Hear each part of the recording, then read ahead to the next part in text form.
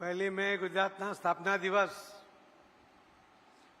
અને vibrant Gujarat regional કોન્ફરન્સના સમન્વય સાથે આજના કાર્યક્રમ માટે હું આપ સૌને ખૂબ ખૂબ અભિનંદન પાઠવું છું.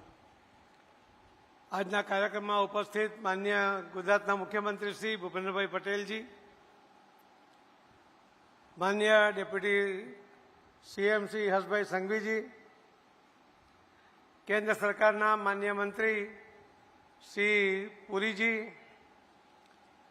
રાજ્ય સરકારના સૌ મંત્રીગણ, અલગ અલગ દેશોમાંથી આવેલા અલગ અલગ રાજદૂતશ્રીઓ, ઉચ્ચાધિકારીઓ, સાંસદ શ્રી મુકેશભાઈ દલાલ, સૌ ધારાસભ્યશ્રીઓ, રાજ્ય સરકારના અધિકારીઓ અને અલગ અલગ ક્ષેત્રના વિવિધ જે ઉદ્યોગપતિઓ અને ઇન્ડસ્ટ્રીયાલિસ્ટો, આપ સૌને હું ખૂબ ખૂબ અભિનંદન સાથે સુરતની ધરતી પર સ્વાગત કરું છું. મિત્રો, વાઇબ્રન્ટ ગુજરાત એ ફક્ત ગુજરાત માટે નહીં પરંતુ આખા દેશ માટે નવો શબ્દ નથી.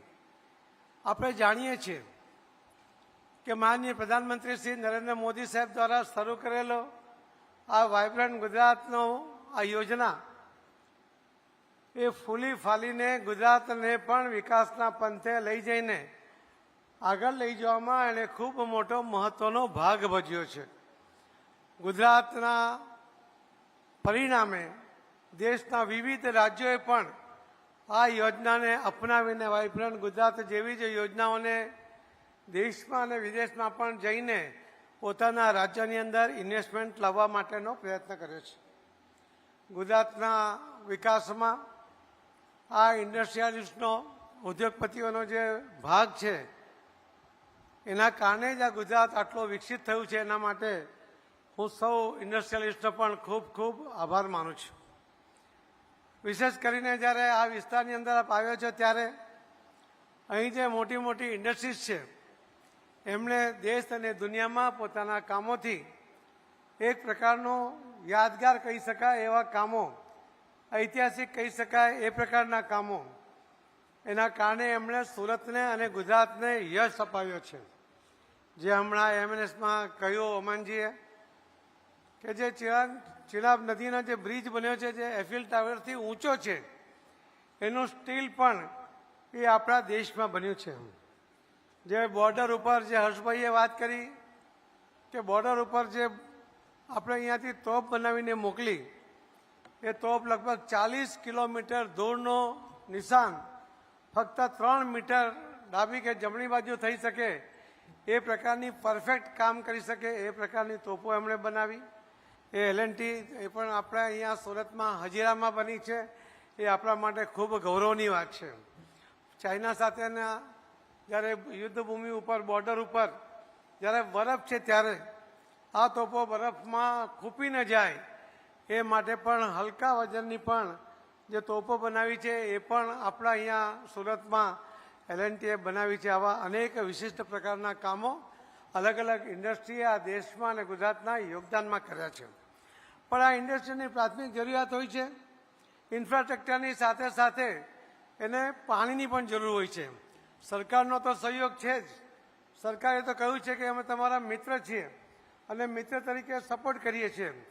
ત્યારે આ પાણીની જરૂરિયાતને પણ ધ્યાનમાં રાખવાની જરૂર છે. અને એટલા જ માટે માનનીય પ્રધાનમંત્રી શ્રી નરેન્દ્ર મોદી સાહેબ આ દેશના વિકાસમાં પાણીની જરૂરિયાત પૂર્ણ કરવા માટે એમણે કમર કસી છે અને એના ખૂબ સારા પરિણામો એ આપણને જોવા પણ મળી રહ્યા છે. આપણા દેશમાં લગભગ 4000 BCM વરસાદનું પાણી આવે છે.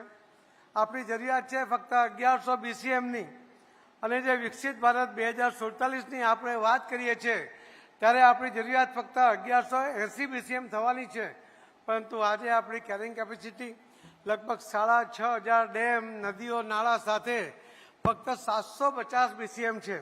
અને એના કારણે આપણે ધરતીમાંથી પાણી કાઢીએ છીએ. આપણી જરૂરિયાતને પૂર્ણ કરવા માટે જે આપણે પાણી ઉલેચીએ છીએ એ ચીન અને અમેરિકા, એ યુએસ બંને મળીને જે પાણી ઉલેચે છે એના કરતાં પણ ડબલ પાણી એ આપણે જમીનમાંથી કાઢીએ છીએ. એક રિપોર્ટ હમણાં છપાયો હતો, એની કેટલી સચ્ચાઈ છે એ જાણવા માટેના પણ અમે પણ પ્રયત્ન કરી રહ્યા છે.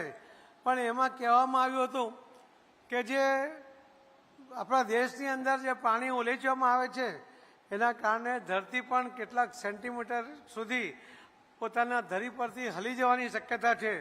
એના કારણે પણ ભયંકર પરિણામો આવી શકે એ પ્રકારની વાત એ રિપોર્ટમાં છે. એની સચ્ચાઈ પણ જાણવા માટે અમારા મંત્રાલયમાંથી પૂરા પ્રયત્ન કરવામાં આવી રહ્યા છે.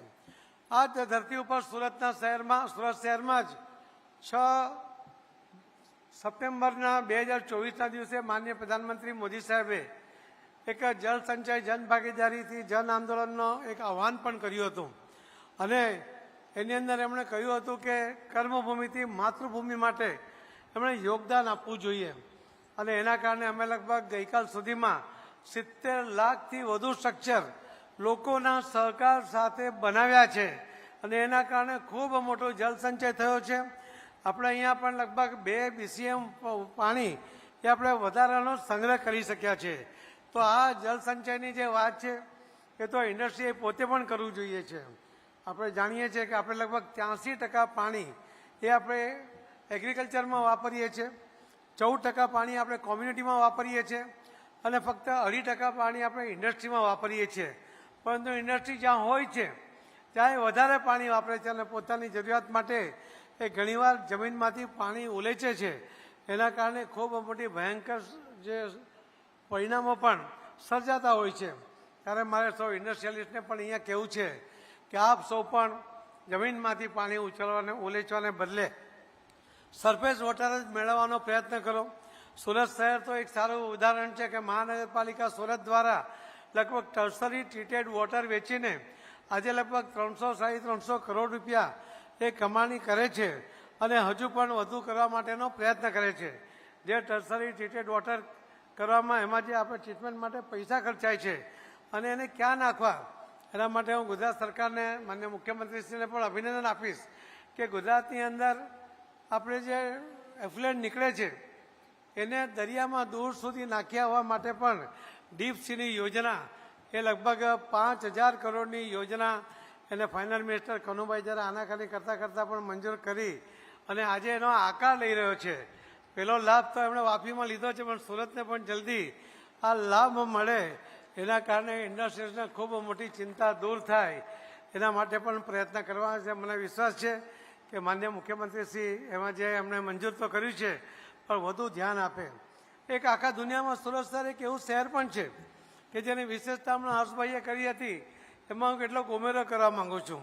સુરત શહેરની અંદર આવનારા 50 વર્ષમાં જે પોપ્યુલેશન વધવાનું છે અને એ પોપ્યુલેશનની સાથે લગભગ જે વોટર બેઝ ઇન્ડસ્ટ્રી આવશે એની જે પાણીની જરૂરિયાત છે એ જરૂરિયાત પૂર્ણ કરવા માટે સુરત શહેરે એના પગલાં લીધા છે અને બરાજ બનાવે છે.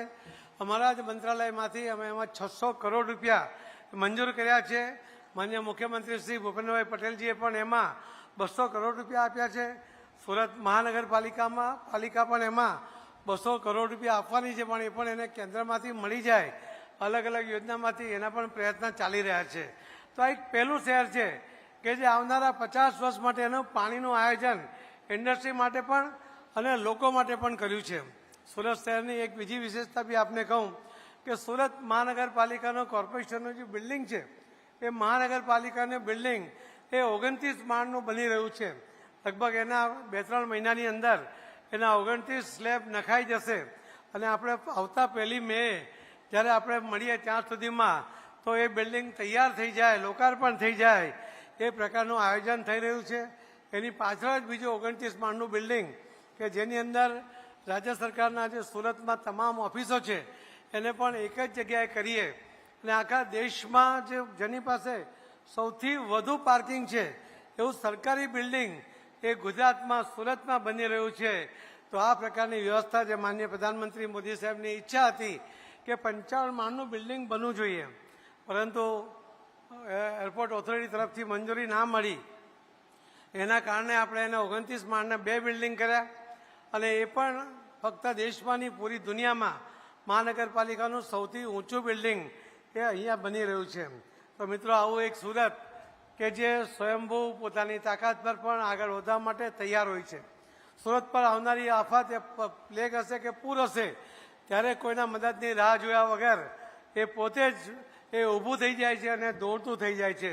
એટલે એટલા જ માટે ગુજરાતની જે વિશેષતા છે કે જે અહીં બધા મહેમાનો આવે છે એમને કહીશ કે ગુજરાતીનો વિશેષ મહત્વ શું છે. વિશેષતા એની એ છે કે જો હાથ લંબાવે તો આપવા માટે લંબાવે, માંગવા માટે ક્યારેય કોઈ ગુજરાતી હાથ નથી લંબાવતો. એ ગુજરાતીઓની વિશેષતા છે અને એ સુરતની તો વિશેષ વિશેષતા છે. એના માટે હું સુરતીઓને પણ અને પૂરા ગુજરાતના સૌને ખૂબ ખૂબ અભિનંદન સાથે જે હમણાં આ વાઇબ્રન્ટ ગુજરાત રિજનલ કોન્ફરન્સને હું શુભેચ્છા પણ પાઠવું છું. મને વિશ્વાસ છે કે આનાથી ગુજરાતને જે પ્રગતિને એક બુસ્ટ મળશે, એને આગળ વધવામાં ખૂબ તાકાત મળશે. આપ સૌના સહકાર બદલ અભિનંદન સાથે આભાર સાથે મારી વાતને વિરામ આપું છું. ધન્યવાદ. જય જય ગરી ગુજરાત. ભારત માતા કી. ખૂબ ખૂબ આભાર આદરણીય શ્રી સી આર પાટીલ સાહેબ આપના પ્રેરણાદાયી વિચારો બદલ.